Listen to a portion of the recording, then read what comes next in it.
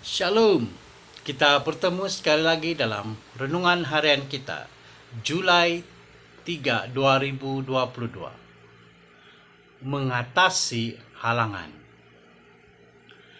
Tetapi kamu akan menerima kuasa kalau Roh Kudus turun ke atas kamu, dan kamu akan menjadi saksiku di Yerusalem dan di seluruh Yudea dan Samaria dan sampai ke ujung bumi. Kisah Para Rasul ayat 1 pasal yang pertama ayat yang ke-8.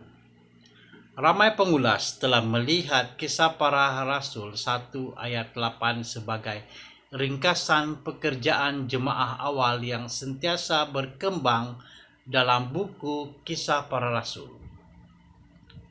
Para murid yang akan memulakan pekerjaan mereka pada hari Pentakosta di Yerusalem akan meluaskan usaha pekerjaan membalik mereka ke Yudea dalam beberapa bab awal buku tersebut.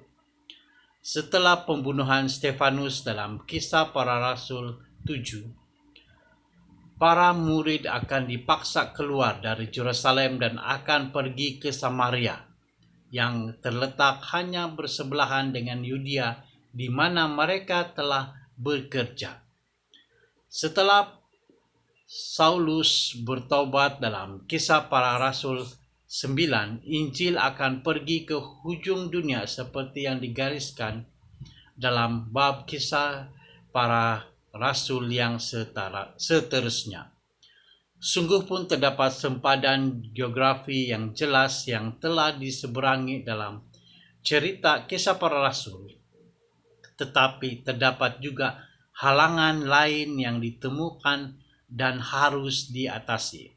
Berbanding dengan Yerusalem dan Yudea yang terdiri daripada orang-orang Yahudi semuanya, orang-orang Samaria adalah separuh Yahudi dan separuh bukan Yahudi.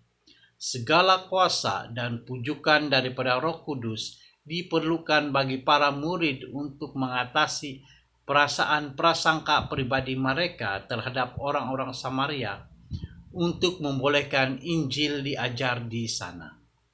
Dalam cara yang sama, Roh Kudus adalah penting untuk membantu para murid pergi ke ujung bumi, di mana bangsa-bangsa asing sedang duduk dalam kegelapan dan keputusasaan. Mari kita menghadapinya. Untuk keluar dan mencari mereka yang berbeza daripada kita adalah tidak mudah. Sebaliknya, lebih mudah untuk tetap tinggal dalam lingkungan keluarga dan teman-teman rapat dan kita biasa daripada keluar kepada orang-orang yang mempunyai sangat sedikit persamaan dengan kita. Sama seperti para murid memerlukan Roh Kudus dahulu untuk mengatasi halangan-halangan yang wujud dalam diri mereka dan dalam diri orang lain, kita memerlukan pekerjaan Roh Kudus dalam hati kita dan dalam hati orang lain supaya Injil boleh diajarkan dan dipercayai oleh semua orang. Mari berdoa. Ya Tuhan Allah kami yang begitu baik kepada kami, begitu kasih akan kami. Terima kasih karena telah memberikan kami Roh Kudus, dan biarlah Roh Kudus itu bekerja dalam hati kami, bekerja dalam hati orang yang mendengar perkataan Injil daripada-Mu Tuhan. Terima kasih karena telah membimbing kami dalam kehidupan ini. Dalam nama Yesus kami berdoa. Amin.